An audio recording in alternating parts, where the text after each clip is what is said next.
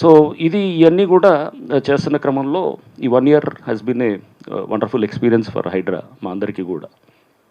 So బహుశా దీంట్లో కూడా ఏంటంటే హైడ్రా అంటే కమిషనర్గా నేను ఒక ఫేస్ ఉండొచ్చేమో కానీ పైకి కనపడే ఒక ఫసాడ్ లాగా లేదా ఒక ముందు కనపడే ఇదిగా ఉండొచ్చు, కానీ దీని వెనకాల ప్రభుత్వ సపోర్ట్ కూడా అద్భుతమైన ప్రభుత్వ సపోర్టు, మాకు ఒక ఆపరేషనల్గా ఫ్రీడమ్ టు ఆపరేట్ ఇవ్వటము, ఒక పాలసీ పరంగా మాకు ఎప్పటికప్పుడు మాకు సూచనలు సలహాలు చేయటం, ఇది అనేది ప్రభుత్వం డెఫినెట్గా ఆ క్రెడిట్ గౌరవ ముఖ్యమంత్రి గారికి, చాలామంది మంత్రులకి పలు సందర్భాల్లో సూచనలు సలహాలు ఇస్తూ ఉంటారు కలిసినప్పుడు కూడా, ఇలా చేస్తే బాగుంటుంది అలా చేసినప్పుడు బాగుంటుందని చాలామంది డిపార్ట్మెంట్లో సీనియర్ ఆఫీసర్స్ కూడా కలిసినప్పుడు.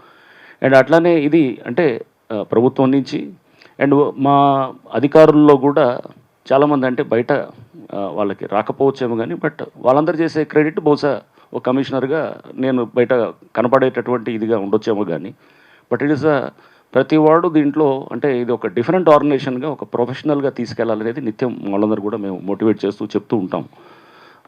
ఇది ఏంటంటే ఒక అంటే నార్మల్గా పనిచేస్తే ఇట్లాంటి ఇది పెద్ద పెద్ద లక్ష్యాలని లేకపోతే టార్గెట్స్ని మనం అంత ఈజీగా వెళ్ళలేము అనమాట. సో దీనికి ఒక different type of approach of working ఉండాలి. అండ్ ఆ అప్రోచ్లో అందరూ కూడా దీంట్లో నిమగ్నులై ఉండాలి, అందరూ కూడా ఓన్ చేసుకోవాలి. చేసుకున్నప్పుడు ఇట్లాంటి అవుతుంది అనేది కూడా నిత్యం మేము కూడా మా అందరి మధ్యలో మేము పెట్టుకున్నప్పుడు మాట్లాడుకునేది.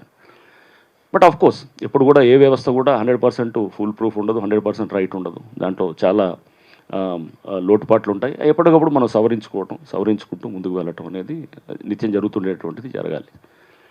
అండ్ దీంట్లో మీరు చూస్తే కనుక చాలా సందర్భాల్లో చూస్తారు అంటే పొలిటికల్గా మీరు ఇలా చేస్తున్నారు ఇది అనేది, అంటే దాన్ని కూడా విల్ టేక్ దోస్ క్వశ్చన్స్. ఎందుకంటే ఈ క్లారిటీ ఇవ్వడానికే ఇక్కడ మీ దగ్గరకు వచ్చింది కూడా.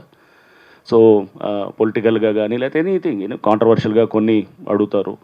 But more than controversial things కన్నా నేను చూసేది ఎట్లా అంటే, ఇప్పుడు సపోజు ఎవరో పలానా ఈ కన్వెన్షనల్ ఎందుకు లేదు, ఈ కన్వెన్షనల్ ఎందుకు కూల్చలేదు అనే దానికన్నా అది ఓకే, అదొక ఆస్పెక్ట్ అయితే కనుక దాని గురించి కూడా మనం మాట్లాడవచ్చు అట్లాంటివి వచ్చినప్పుడు. బట్ దానికన్నా ముందు సపోజ్ ఒక బస్తీ ఉందనుకోండి.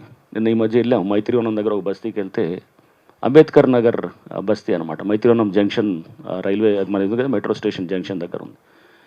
ఈ మైత్రివనం దగ్గర వాటర్ ఎందుకు వస్తుందనేది మీరందరూ తెలుసు. ముఖ్యమంత్రి గారు కూడా వచ్చారు, వారు కూడా అంత మొత్తం చూసి దాని మీద నేను జిహెచ్ఎంసీ కమిషనర్ గారు ఆ టీం అంతా కూడా వెళ్ళి 2-3 దఫాలుగా వెళ్ళినప్పుడు అక్కడ ఒక బస్తీకి వెళ్తే వాళ్ళు దాదాపు అక్కడ చూస్తే కనుక చాలా దుర్బలమైన పరిస్థితిలో ఉన్నట్టు అర్థమైందనమాట.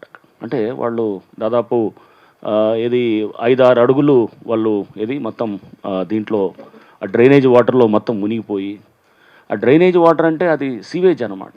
సీవేజ్ అంటే ఏంటి, ఫీకల్ మ్యాటర్ కూడా బయట కనబడుతుంది అంత అనమాట. అక్కడ మల వ్యర్థాలు కూడా రోడ్డు మీద అంతా కనబడుతుంది. ఇట్లాంటి పరిస్థితులు కూడా ఉంటాయా అనేటటువంటిది చూసినప్పుడు చాలా అంటే మనకేంటంటే ఒక రకంగా ఇట్లాంటి పరిస్థితి ఉంటే మనం దీన్ని అడ్రస్ చేస్తే కనుక ఇక్కడ ఇష్యూని, I think that is a bigger achievement than anything else.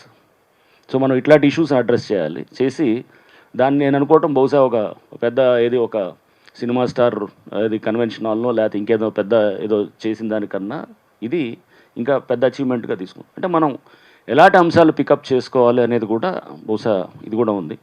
Media కూడా బహుశా ఇట్లాంటి అంశాలని మనం కనుక హైలైట్ చేస్తే కనుక, అంటే ఎక్కడెక్కడ మనము ఇంకా ఎందుకు problem and root cause analysis is very important. అన్నిటికీ ప్రతిదానికి ఇక్కడ ప్రాబ్లం ఇలా ఉందంటే ఏంటి అనేది ఫస్ట్ వీ స్టార్ట్ ఎక్స్ప్లోరింగ్ అనమాట. ఇక్కడ ఎందుకు ఇది ఏమైతుంది, ఇక్కడ ఇంత నీళ్ళు నిలవాలంటే ఏంటి సమస్య,